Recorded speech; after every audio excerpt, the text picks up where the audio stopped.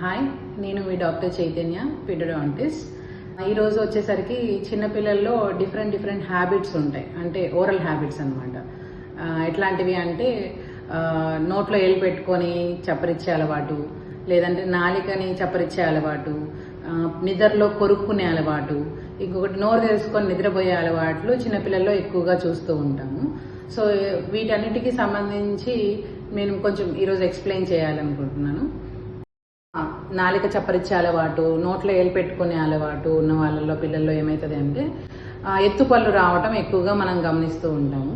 So రేపు వాళ్ళు పెద్దవాళ్ళు అయిన తర్వాత మనము క్లిప్ ట్రీట్మెంట్ అంటే బ్రేసెస్ ట్రీట్మెంట్ అనేది వాళ్ళకి ఎక్కువగా మనం అడ్వైస్ చేస్తాము.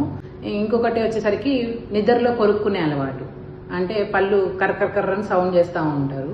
సో అట్లాంటి హ్యాబిట్ ఉన్న వాళ్ళు ఉంటారు పిల్లలు కొంతమంది. ఇంకొకటి నోరు తెరుచుకొని నిద్రపోయే అలవాటు అని చెప్పాను కదా, 4వది. సో ఈ కండిషన్స్ ఎలా ప్రివెంట్ చేయాలి?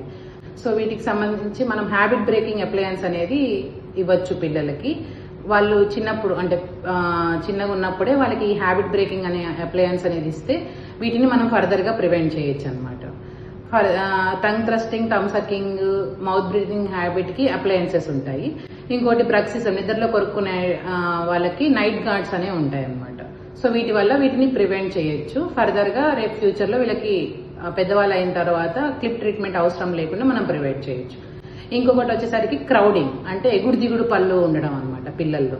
ఇవి ఎప్పుడు వస్తాయి అని అంటే మనకి పళ్ళు ఊడాల్సిన టైం కంటే ముందే ఊడిపోవడం, పాల పళ్ళు, లేదు అంటే పాల పళ్ళు ఎక్కువ రోజులు ఉండటం, అంటే రీటైన్డ్ డెసిడ్యూస్ టీత్ అంటారు, అంటే రీటైన్డ్ మిల్క్ టూత్ అనమాట. సో అవి ఊడిపోకుండా అలానే ఉండడం, వీటి వల్ల మనకి ఎగుడు దిగుడు పళ్ళు రావడం అనేది జరుగుతుంది అనమాట. వీటికి కూడా మనము ఫ్యూచర్లో క్లిప్ ట్రీట్మెంట్, బ్రేసెస్ ట్రీట్మెంట్ చేయించుకుంటాం.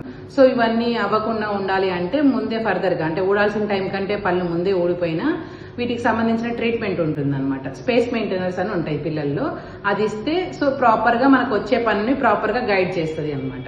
సో నెక్స్ట్ వచ్చేసరికి రీటైన్ డెసిడ్యూస్ టూత్ అన్నాను కదా, వాటిని ఏంటి అంటే తీయించేసుకోవాలి ఇమీడియట్ గా. అది ఆ పళ్ళు మనకి 15 years లోపల పళ్ళు మాక్సిమం అన్ని ఊడిపోయి పర్మనెంట్ పళ్ళు రావాలి.